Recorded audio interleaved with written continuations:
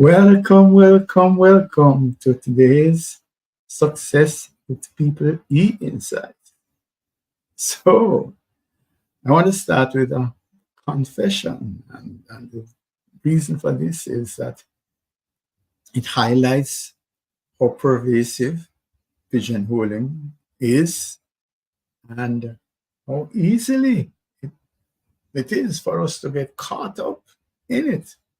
So, some years ago, I was doing work, high performance team development work with an audit firm, the top brass of an audit firm.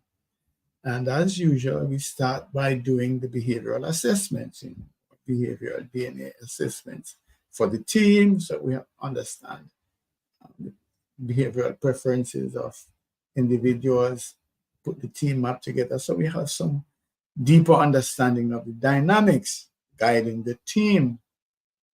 So there was an individual, remember this is the top brass of an audit firm. So one individual came up with an I-style profile: outgoing, innovative, creative, multitasking, those kinds of characteristics, which traditionally we don't associate with accounting, and auditing, and quality assurance. And so there it is. I was struck and I'm saying, hey, really and truly, could this be a mistake?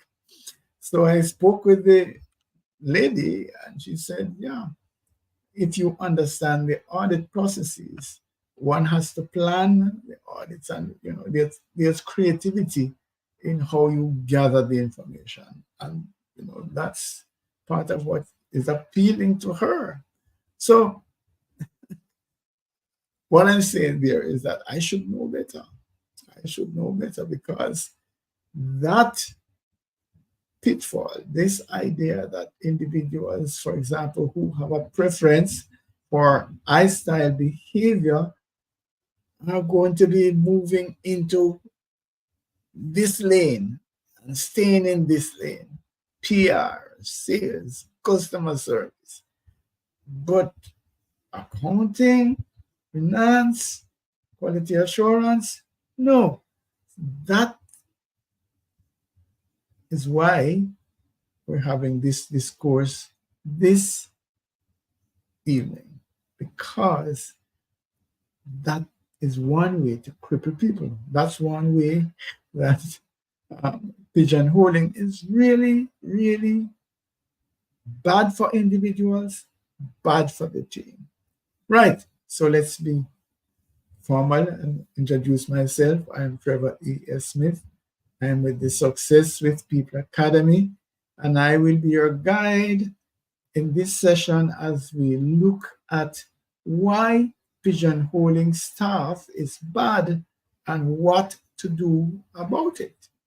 This is another edition of the Success with People E-Insights. So that's the context. And by the way, I started out by looking at the I-style, but pigeonholing takes place with D-style, S-style, and C-style. That's why there will be a part 2. So next week, we're going to focus on behavioral style pigeonholing. Very, very, very intriguing discourse. So it just seems as if nobody cares about it, though. I mean, how many articles are we seeing about it? How many, is there a lot of social media comments about it? Do we hear people screaming to say, hey, I am being pigeonholed? It don't happen. And so it seems as if those who are being pigeonholed seem to be going along with it. However, we like to examine issues that are important but may not be on the front page. All right. So let's look at pigeonholing from a different perspective. Let us start in the home, right? Because basically, maybe that is what happened to me, why I went head first into the pitfall of saying, hey, how could you be my style and the top rung of an audit firm? Maybe it started in the home. So cast your mind to a family environment where the child is always, mother says, go and do this, and they talk their way around it. Punishment is coming up, and somehow glib, really good with the lyrics, if you want to say that. Mama said, all right, man, you go on. You're going to be a lawyer. That's it. So another one is there. They get the toy today, and by tomorrow it's, all the pieces are pulled apart, ask a lot of questions, and you say, okay, fine, this boy is going to be an engineer or a scientist. Yeah. So we understand the concept. That's pigeonholing. If you were to carry it through to the final analysis, where at the end of the day, the parent is saying, no, this is what you have to do. And they choose the subjects and push them along the line. That happens, by the way, which is sad. But the problem now is that that childish prescription of roles has actually moved over into the workplace. And it's not just innocent pigeonholing, it is actually making a difference in the lives and the careers of individuals. Yeah. So what are we really talking about? Just, we understand the term, but I just want to go a little bit deeper. And so it is present, pigeonholing is present when basically we challenge it, we challenging, yeah. We're putting people in lanes, yeah, and so this is your lane, stay in your lane. And the lanes that we put them in are influenced by our perception. Yeah, this person seems to get along well with people, have a nice personality. Okay, we're gonna put them in the frontline task, etc. Doesn't matter whether that individual really wants to serve in other areas or to have a career in other areas. That's what we're talking about. So we can double down in terms of pigeonholing when we set up expectations. Here is a job that we have. All right, so let's let's pause right here and let's look at it.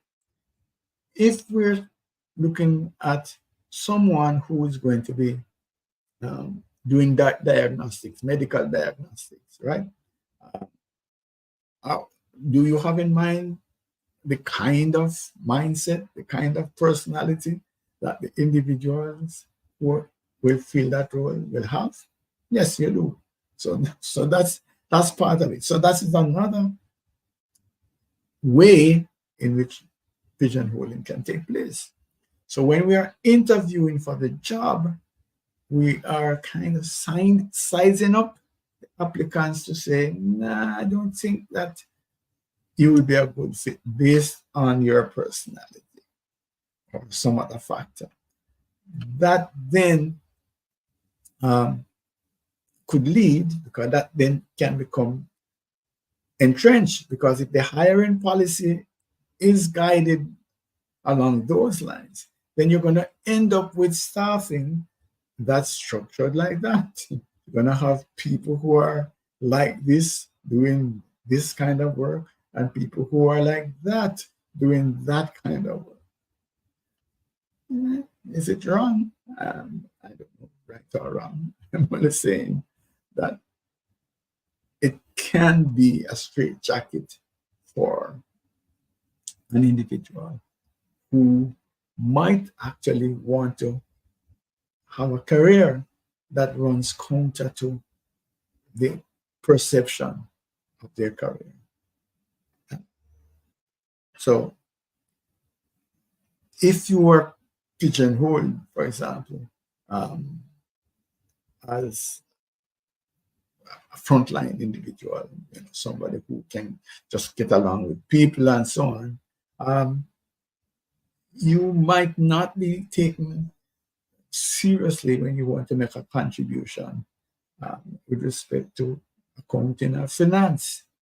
You know, so that's where the problem is. That is why I believe that this is important to not just put people into boxes and leave it at that, because the box that they're put the individual in might not be big enough for them, in that they have more potential than where you're placing them. So there's surprisingly, I went online to look at whether anybody has researched this, and there's a significant body of research there. So I pulled from this one, Dobbin and Caleb. What you're saying is that, and most of the work that is being done is sort of lumping pigeonholing under diversity, which it is. So what you're saying is that traditional diversity training doesn't fully address some of the biases that lead to pigeonholing. And I'm just going to read this, please, if you don't mind. Managers often pigeonhole employees into roles based on stereotypical assumptions about their capabilities, which can severely limit their career. That's my point. Career advancement. These biases are not effectively countered by traditional diversity training, which tends to focus on compliance rather than genuine behavioral change. As a result, talented individuals are routinely overlooked for leadership positions, leading to a homogeneous leadership structure that stifles innovation and growth. So yeah, that's where you have this group then of leaders who are thinking the same way, behaving the same way. I am tired of being asked in workshop, team building, high performance teamwork, how you do, as to whether this kind of individual can do leadership or this other kind can be leaders. And so we have a mindset as to what kind of behavioral styles are a good fit for being leaders. But the reality is that is not true. We have leaders that are successful using various behavioral styles. So why am I bothering? Because there are some harmful effects of pigeonholing. One of them is, of course, that people are excluded from roles that they could potentially perform very well. And so their careers are sort of channeled down certain lines that might not get them to the very top. Yeah. So the path that you have might not lead to general manager status or CEO status. And the other problem with that then is that the organization suffers, because what you're going to have is maybe groupthink is not the right word, but you're going to have the same kind of leadership, same kinds of personalities rising to the top. Yeah. The other thing would be also that by essentially silencing or not providing platforms for individuals to contribute outside of your perception of their strengths or where they are supposed to be. So if you're in this box over here, we're not going to listen to you really when you talk about things in this box over on the left. So that's where the problem is. And then, of course, once we are in this game then of pigeonholing persons, once someone is um, given responsibilities which might not be uh, directly relevant to connected to what it is that we see them doing, then micromanagement might come in place. So we're not going to trust them, oh, we have given Trevor responsibilities that, you know, are not his thing. That's what we might say. That's not his thing. And so as a result of that, micromanagement might come in place. But there are some other things as well. Because what happens is that individuals who are being micromanaged sense it. They feel, as if they are being restrained. I want to do this, but I'm not allowed to.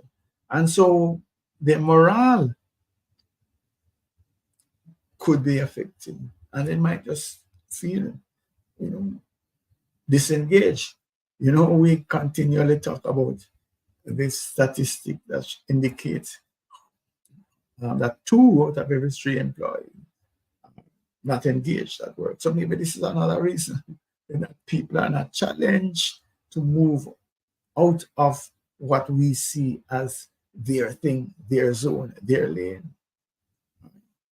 And of course, they might actually decide then to move on and to go and seek employment somewhere else so that maybe they have an opportunity to function in other areas and broaden their talent.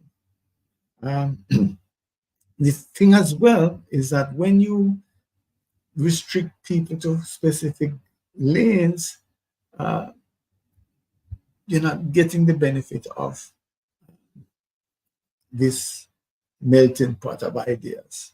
And so creativity, problem solving, all of those things are actually being suppressed, and the organization will lose resilience, lose opportunities to grow faster than they are.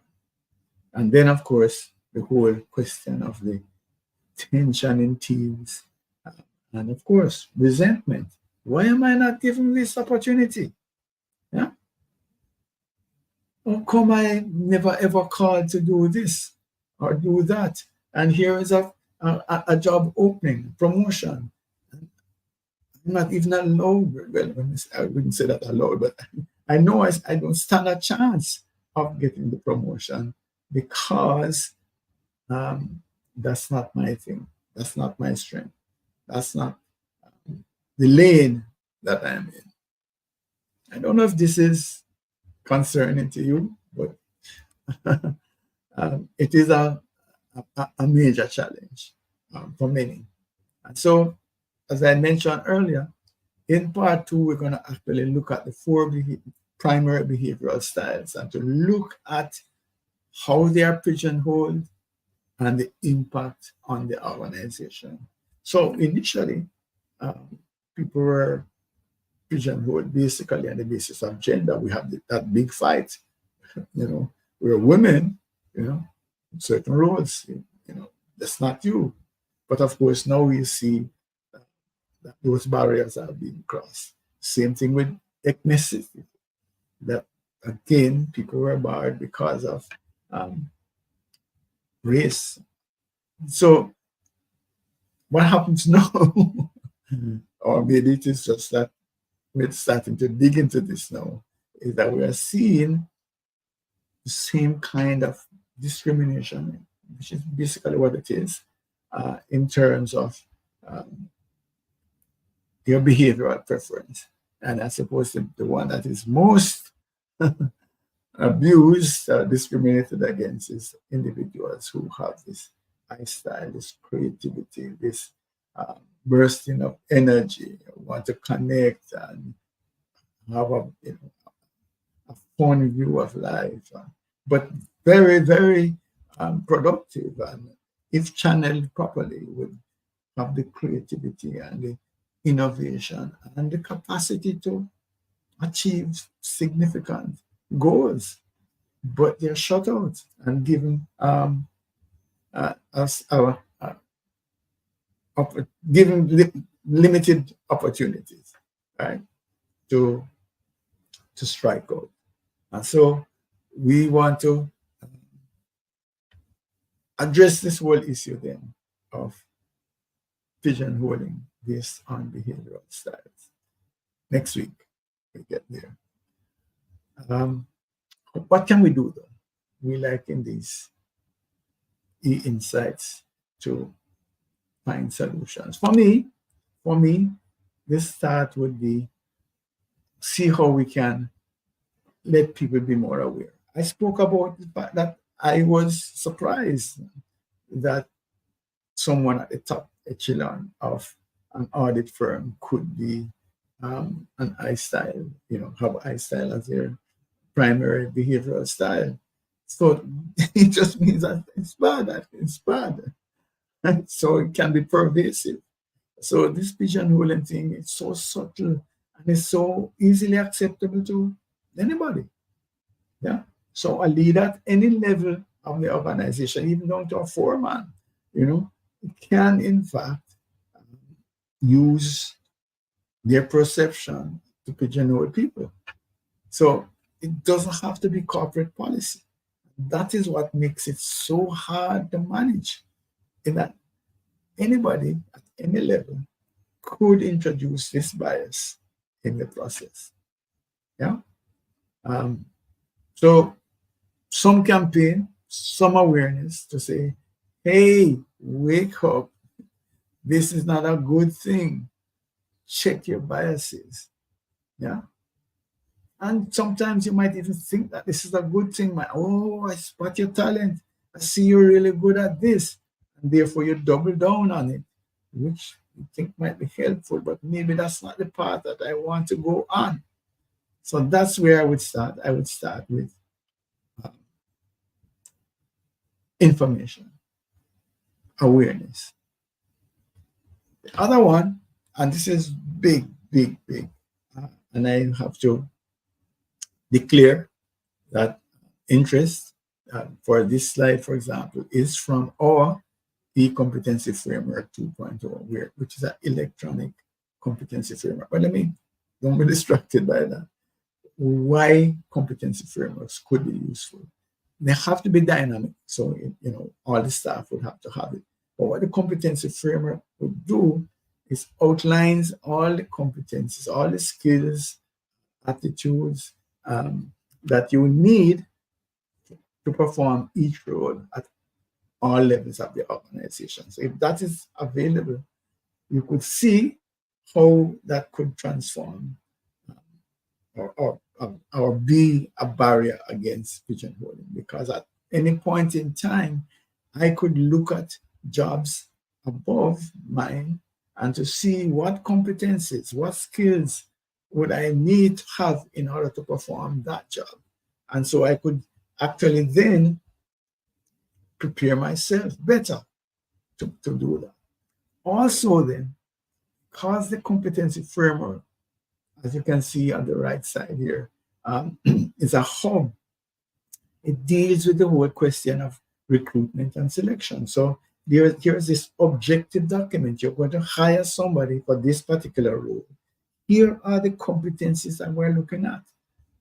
So it goes beyond then the whole idea of is this person, this kind of personality or that kind of personality. It actually goes deeper into specific competencies that you can observe and can check for. Having hired the individuals, then the whole onboarding is also driven by the competency framework. The training is driven by the competency framework. So right through the process, these objective criteria are managing the system. Then we get to the whole question then of career development, succession planning, performance appraisal, performance management. All of those things are guided by the competency framework. So at every stage of all things related to talent management, you have objective criteria that you can look to see whether this is a good fit and what is it that we can do to have individuals perform this role regardless of their behavioral style. That's, to me, is the ultimate answer. Apart from the awareness, that's the ultimate answer to combat um, the whole issue then of um, pigeonholing people. But of course, this has been going on for decades, centuries.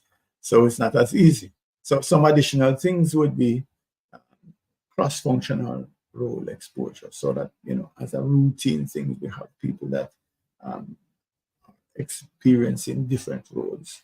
Yeah, whether it is short term or whether we develop job descriptions that include uh, different types of behavior. So we broaden and deepen the skill sets of individuals. So that's another approach. And then here's one again that works well, and that's creative mentorship. This is not the traditional thing now where you have this experienced person who's, I think in one of our insights we spoke about reverse mentorship, where the younger ones would actually be mentoring, um, they're the top brass, the more senior ones, in terms of things like technology and so on. But just generally, the whole idea would be to mix up that mentorship program so that persons with different perspectives are able to work together, share ideas, uh, and address issues that are before them. That's another very good one if we shake up our mentorship programs. And it all comes back down also to training. Just have to train our leaders to identify when pigeonholing is creeping into the process, and what to do about it, or to avoid it, and work to create an environment in which everybody has a voice. You talk about a safe space, but also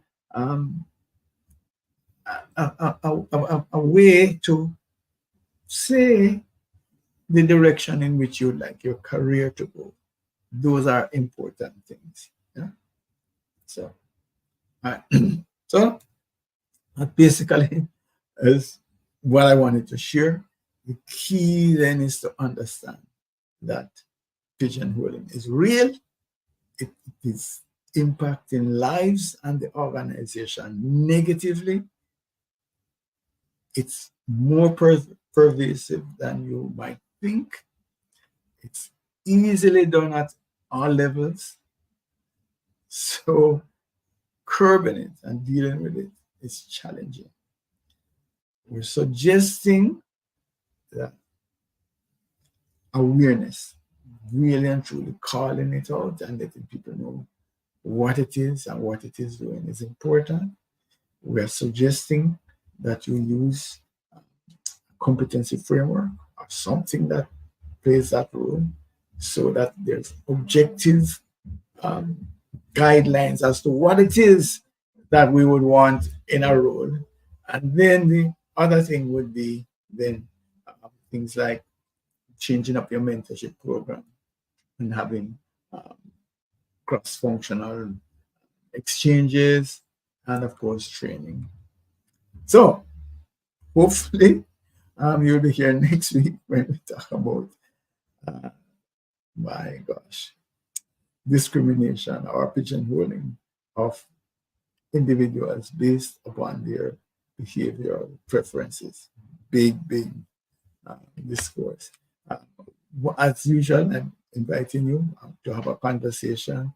You can just link up on my HubSpot thing that you see there, meetings.hubspot.com/Trevor Smith 4. We are the Success with People Academy, and we deploy our discerning model of communication and leadership to help individuals, their teams, and their organization to unleash peak performance. Want to talk about some of our content that's available on YouTube, extended disc solutions, all of these insights and other videos are available there with rich content. And I thank those of you who have now responded to our invitation to subscribe to our Companion Success with People newsletter that's available on LinkedIn. And we have our Leadership DNA Club that's also on LinkedIn, which you can join and access rich content, not only from Success with People Academy, but from others. And who we are the Success with People Academy, and we are part of the InfoServe group. And we actually are franchise holders for behavioral DNA assessment from Extended Disc on the Revolutionary Things platform. Technology, we are a strong technology boutique where we have some unique solutions that enhance performance in organizations. And Spike is one of them. And it is in Spike that the um, e-competency framework is resident. So let's start. Send me an email, info@successwithpeople.org. Happy to talk with you. And we are, as you see on the right here, term recertification providers, which means that we operate at high international standards. Thanks for your time. Please follow this up next week. All right. It's going to be there same time, 7:30 on 7 o'clock Eastern Standard Time on um, LinkedIn or on YouTube or on Facebook. Thanks.